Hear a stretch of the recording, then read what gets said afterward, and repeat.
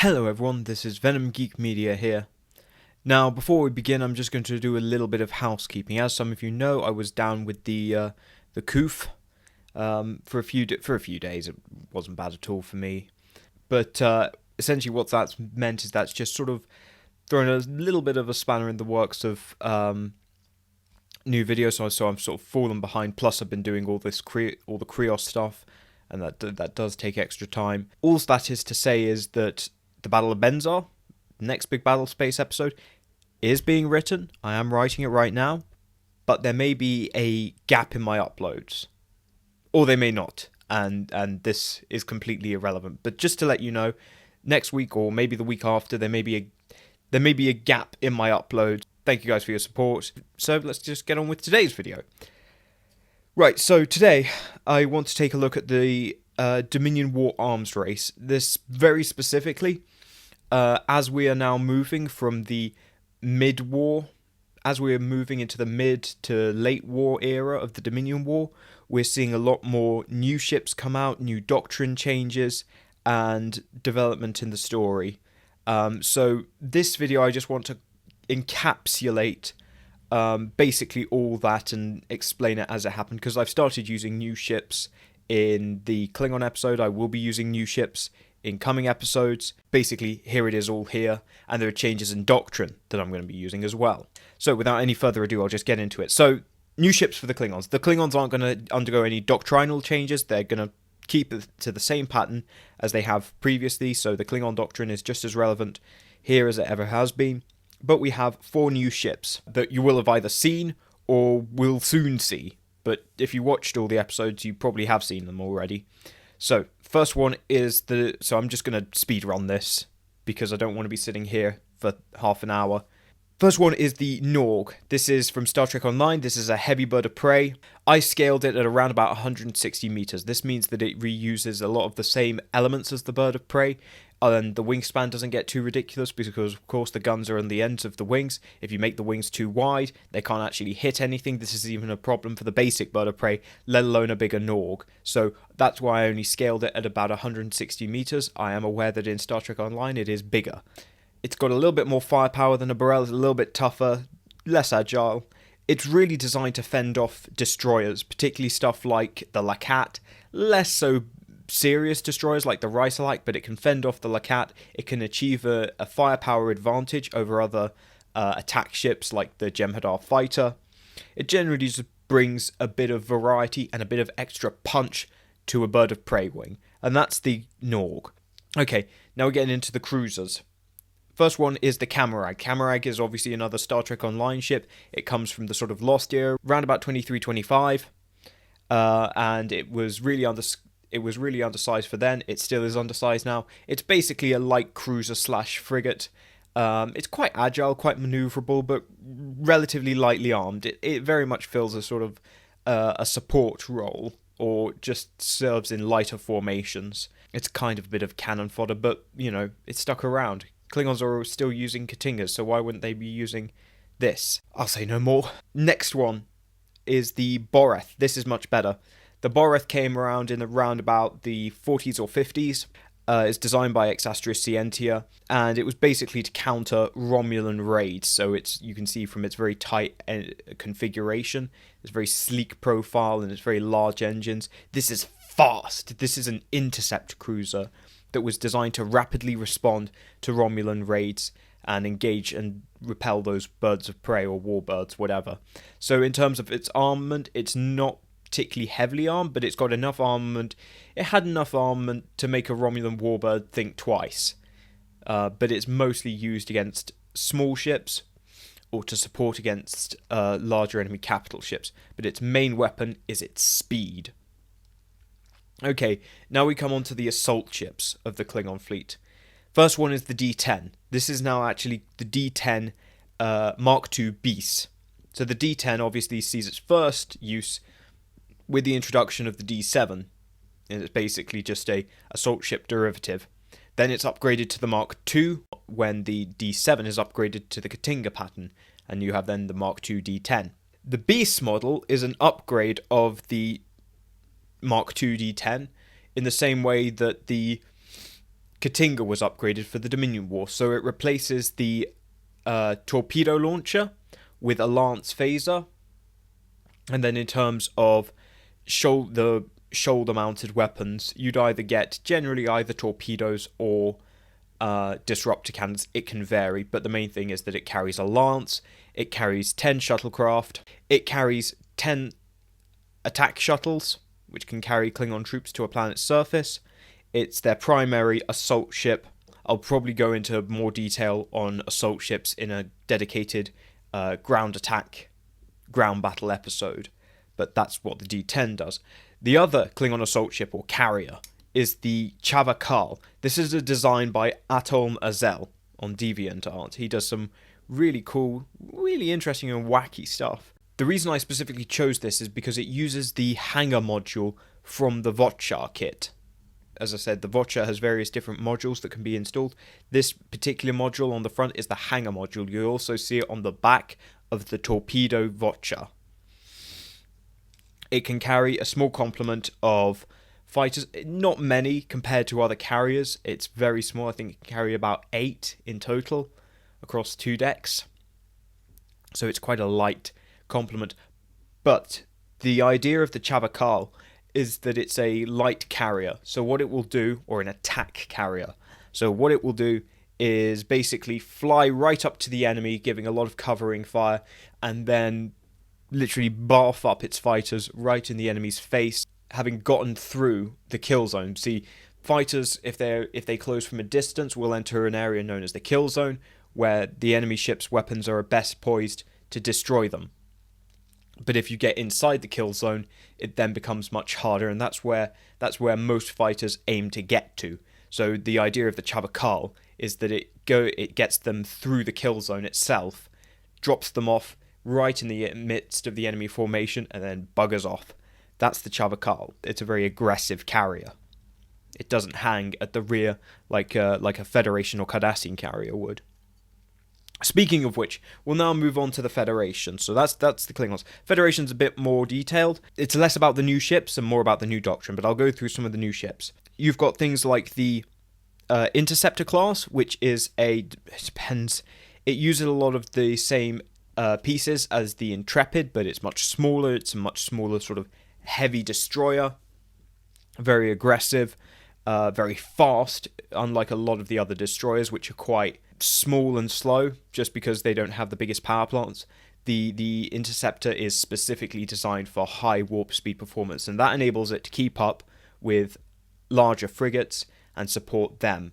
So it would it's more likely to be in the vanguard, unlike other destroyers which are generally going to be with the main body of a fleet, and it can sort of actively support its larger Intrepid cousin. Right, the other, it's not new, but seeing more use in combat, is the Nova class. This is used as an aggressive reconnaissance platform. It's obviously a little better armed and a little more survivable than an Oberth, and so it can do that little bit of reconnaissance. You'll also see the Prometheus prototypes start seeing action. There are a couple of trial units out there that are testing the various tactics that can be used with the Prometheus class, though it is still in very small scale. But you will be seeing the Prometheus going through combat trials in the future. Under construction are also new ships like the Luna class, which is basically the heavy cruiser of the anti-Borg ships. It's taken longer than expected. It's got a little bit more punch than an Akira. Obviously, it's still lighter than a Sovereign. Then finally, you have the Parliament class battlecruiser, which will also be coming out. I've had some debate. Some people say that the Parliament class is a brand new ship in the 2380s, but looking at the design aesthetic, it's very next generation. So I firmly think it stands. For me, it looks a bit like Voyager, in as much as it's in between next generation and the sort of the wartime tactical Starfleet ships. That's really where I would place the Parliament class. So I think, and it would be used obviously as a battle cruiser given its size, and it would be particularly useful when the Federation are going on the offensive and engaging in protracted siege situations. An engineering ship like this with a large carrying capacity can be very useful.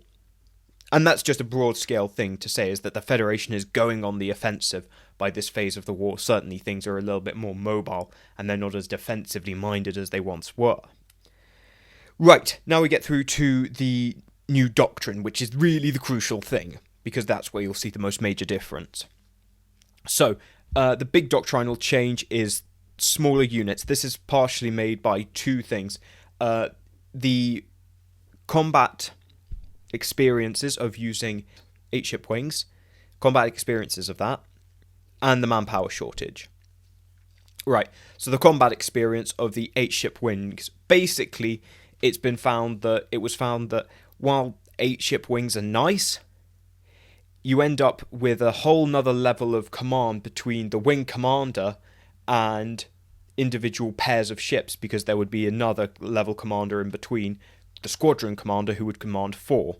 If you stop it from being 4 pairs and thus 2 squadrons, you no longer need to warrant a squadron commander for each of those 4 ships.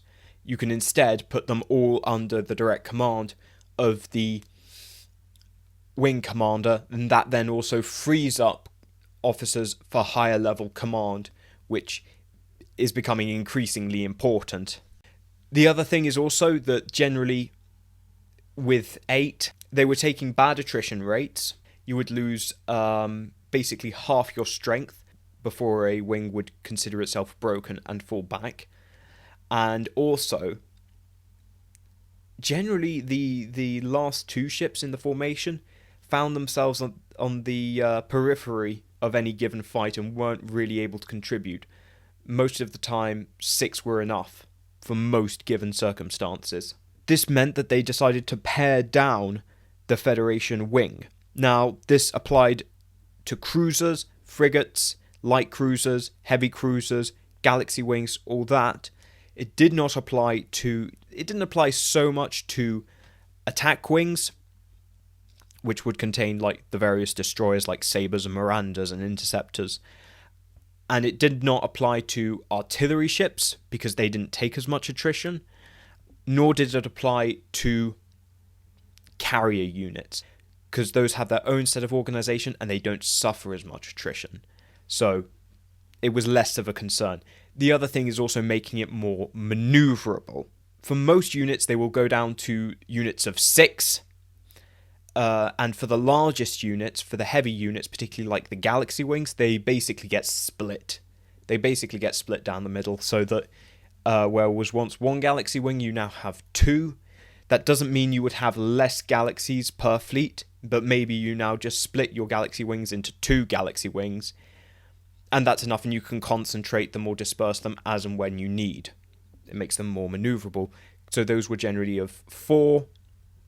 And then most of the cruisers and light cruisers and everything was about 6.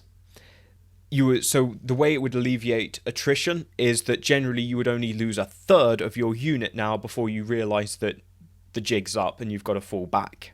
And this is very important for a fleet that is now going to be going on the attack and needs to be sensible with how it expends its resources. Generally, when 2 ships are destroyed, that's generally when a wing would now decide to fall back. So it simplifies to a low level of command. It alleviates attrition by preventing basically your forces more quickly diminished, so you know much earlier when to retreat. So it's more easily broken, which does mean in the initial attack it's perhaps less effective, but you are preserving your numbers far better because you are making yourself more vulnerable to casualties. You'll notice your casualties and you'll know the fight won't drag on and you lose even more. The other element is also that you can integrate better with the Klingons particularly. So the Klingon fleet operates really on a basis of 3s and 2s. So with the Klingon fleet, you basically have in generally most of the battle groups, or wings, whatever you want to call them, generally you end up with 3 units. So for example, in the Votchar wing, you have the Votchar pack, which is 4 Votchar, and then flanking it, you have 2 Burrell wings, 3 units. Now, you can also split that into twos. You can have your Vocha and your Borels. And that kind of applies throughout the Klingon fleet. And the Federation was now able to basically cooperate with that and integrate with that with its now 3s and 2s. In a Federation wing, you still have your heavy and your light unit, and then those themselves can subdivide into 3 pairs, generally of different classes, to back each other up and compensate for your weak points. But it can also divide into 2, where you split it into heavy and light. And that means that there's much better integration and cooperation is possible with Klingon fleets, because you're operating then on the same number principles. So tight cooperation with the Klingons is therefore much more possible with this new doctrinal change. They don't worry so much about cooperating with the Romulans, because the Romulans are just playing their own game. It's best to just leave them to it. But that's basically the changes to Federation Doctrine for the Dominion War. There's also some changes to the Cardassians. Not so much in Doctrine, although they are much more defensive. You will see a lot of the same ships, but you will see a lot of new ships as well. But a lot of the same ships will be being put into heavier units. So expect to see torpedo lines. So Gallows paired up with Brinnock torpedo cruisers to give your line an extra bit of punch, that kind of thing. Expect to see that kind of unit much more often. You will also see some new ships, which ironically are all quite agile ships. The first one, which we have already seen, is the Sartan class frigate. This is a good frigate, and it's designed to be aggressive and go out and do maneuver warfare. It's somewhat poorly chosen. We'll also see different versions, and I won't go into too much detail as to why we see different versions, but that is an interesting thing. Keep an eye out for that. The next one we have is the Legate class. Now, this was probably conceived of in the probably 60s or early 70s. Basically, it's a lightened version of the Galor platform. The real push for it came with the Klingon invasion of Cardassia, where Galors were completely curb-stomped by Vochas, and it was decided that what the Cardassians needed was an attack cruiser themselves, something that could also be aggressive and maneuverable and wasn't just going to sit in a line, because the trouble was that once the line got flanked or broken, the Galors were in trouble. So that's basically what the Legate is. It's a frontline. It can also serve as a frontline command cruiser. That was part of its original idea, but it's much more of now a attack cruiser, and that is what they term it as. It is the Legate class attack cruiser, and it also beefs up light divisions, which has been a real struggling point for the Cardassians, is that their light divisions are mostly reliant on destroyers. You put that together, particularly with the Sartans, and now suddenly you get a very strong vanguard that's going ahead of the fleet. Thirdly and finally, you have the Jannissary class. This is a 710 meter long battle cruiser. Now, it's still not got much mass. You can see in the comparison, it's quite light, all things considered. Basically, it was conceived of in the 60s by people who didn't like the Hutet idea, who thought the Hutet was a complete waste of time and resources, and they went out and designed a sensible battle cruiser, as they would describe it.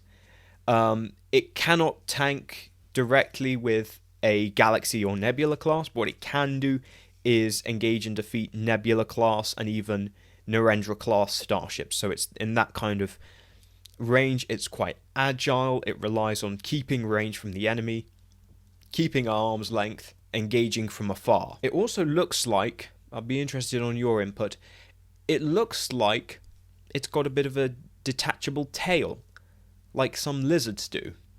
Just a thought. But that's the Jannissary class, and we'll see it more and more as a fleet command ship, as a flagship. But you still won't see massive units of them. You certainly won't see anything like a Jannissary wing, for example. They just don't have enough yet. In terms of Cardassians, that's about all I'm prepared to talk about. As I say, newer heavier units and new types of orders and fleets you're going to start seeing, but I don't want to get into them now because I think they're quite interesting. I'll just say joint orders and leave it at that. And of course, joining the war are the Breen, but I think we'll leave them for another video. So, thank you guys for watching. Please share your thoughts in the comments below. Any ideas you have for like formations would be greatly appreciated. Stuff like that is always, input like that is always valued. Thank you very much to my members, especially my Navargs, David Reeves and Tully DT, as well as my commanders, Martin McConville, Jeff Hallam, Captain's Quarters, Miami Jules, Chase Rector, PQSK, Philip Ty, Bird Monster, Jeffrey Ballard, Straight Talk Crypto, Mark Philippe, and my Centurions, Nathaniel Mead, Arian Fulton, Pendlebury, BOS Domestic Disputes, Adam Bowman, John Nicole, and Marcus Hall. Thank you guys so much for supporting the content, and I will see you all in the next video.